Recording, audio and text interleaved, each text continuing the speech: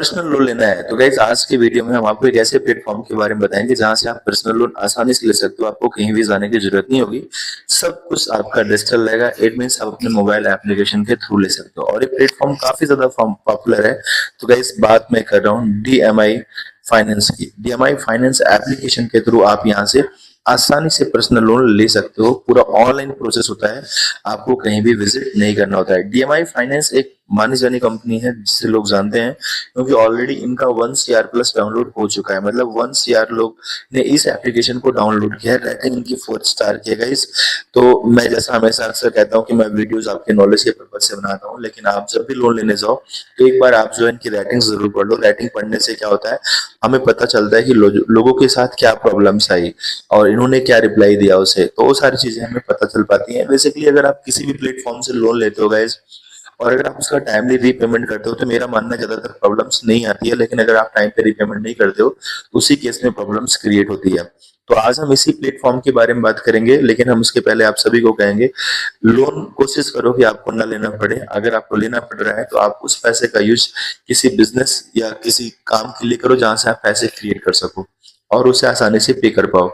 लेकिन अगर आप पर्सनल यूज के लिए लोन ले रहे हो तो गाइज ये अच्छी बात नहीं है। कोई मेडिकल इमरजेंसी है तो आप लोन ले सकते हो, लेकिन पर्सनल यूज के लिए छोटे मोटे कामों के लिए लोन्स को अवॉइड करो क्योंकि ये आपके लिए बहुत अच्छा नहीं हो सकता है। अगर आप टाइम पे रिपेमेंट नहीं करते हो तो टाइम पे रिपेमेंट करते हो तो आपके लिए अच्छा भी हो सकता है क्योंकि ये फिर आपका क्रेडिट स्कोर बढ़ता है और आगे इन फ्यूचर आप बड़ा लोन भी ले सकते हो।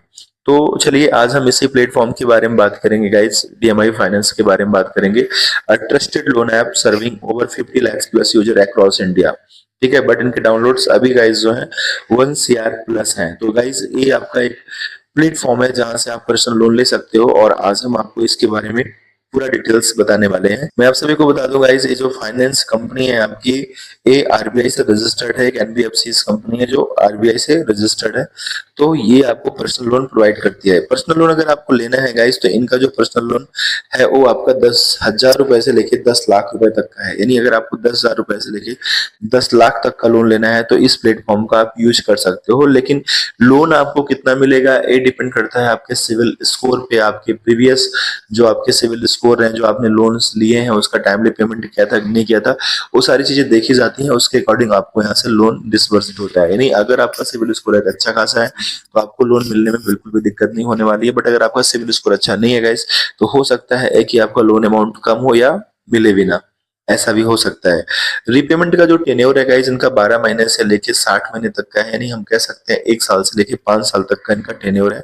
आप इस टाइम पे अपना इनका रीपेमेंट कर सकते हैं। एनुअल परसेंटेज जो रेट है, एपीआर इनका काफी कम है गाइस, 12% टू 27.9%। वहीं पर अगर हम अदर कंपनीज के एपीआर वगैरह देखते हैं तो 45% तक का भी चला जाता है।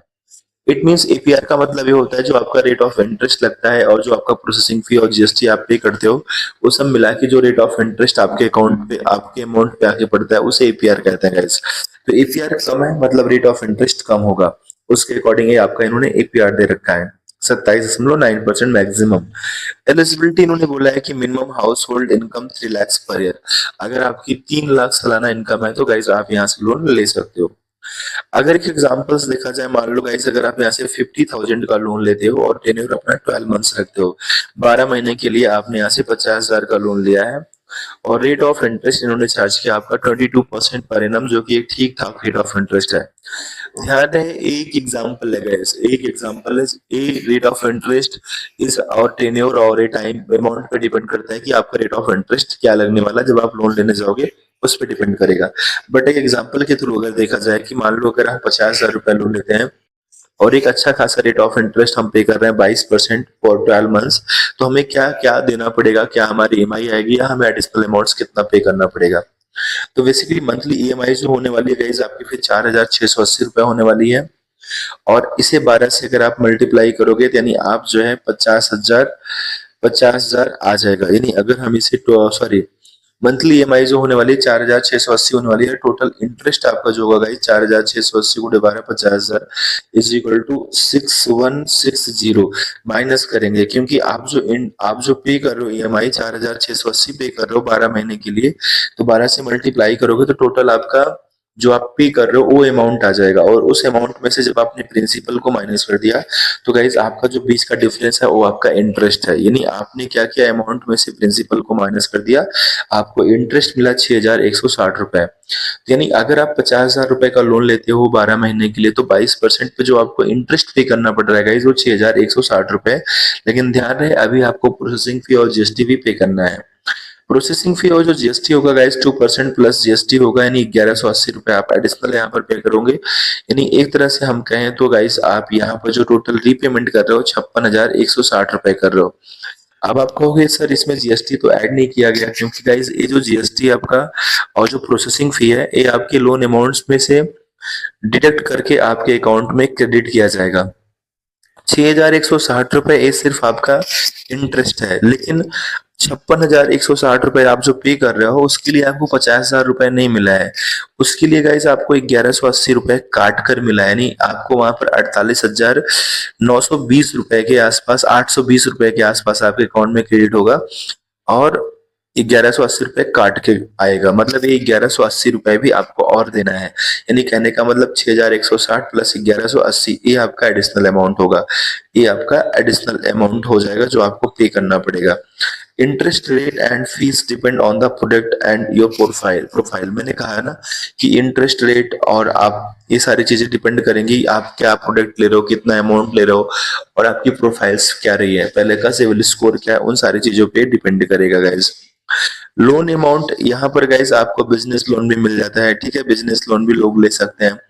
बेसिकली हमारा वीडियो ये इसी के लिए था कि हम यहाँ से जो है पर्सनल लोन कैसे ले सकते हैं, तो मैंने उसके बारे में आपको बताया। तो यहाँ से गाइज आप पर्सनल लोन आसानी से ले सकते हो, और ये सारी चीजें थी, डिजिटल प्रोसेस है, आप इसी एप्लीकेशन के थ्रू ले सकते हो, कहीं आपको जाने की जरूरत नहीं पड़ती है। एक अच्छा प्लेटफॉर्म है, बहुत सारे लोग इसके यूजर्स हैं, लेकिन मैं आपको रिकमेंड कभी नहीं करता हूँ। मैं हमेशा आपको कहता हूँ कि मैं वीडियोस आपके नॉलेज के पर्पज से बनाता हूँ। जब भी आप लोन किसी अमाउंट किसी भी प्लेटफॉर्म से लेते हो तो आपको अपने एंड से खुद से चेक करने की नीड होती है, आपको खुद से चेक करना होगा। सो गाइस अगर आपके कोई डाउट्स हैं तो आप मुझे जरूर पूछें, हम आपके सारे डाउट्स को क्लियर करेंगे। और हमने इनके ऊपर बहुत सारे वीडियोस बना रखे हैं पर्सनल लोन के, और भी बहुत सारे प्लेटफॉर्म के बारे में। उन प्लेटफॉर्म को भी जाके आप कंपेयर करके वॉच करें कि आपके लिए कौन सा प्लेटफॉर्म बेस्ट हो सकता है, या अगर इसको भी लेके डाउट है तो आप मुझे जरूर कमेंट करें, शायद हम आपकी कुछ हेल्प करें। थैंक यू गाइस, मिलते हैं नेक्स्ट वीडियो में।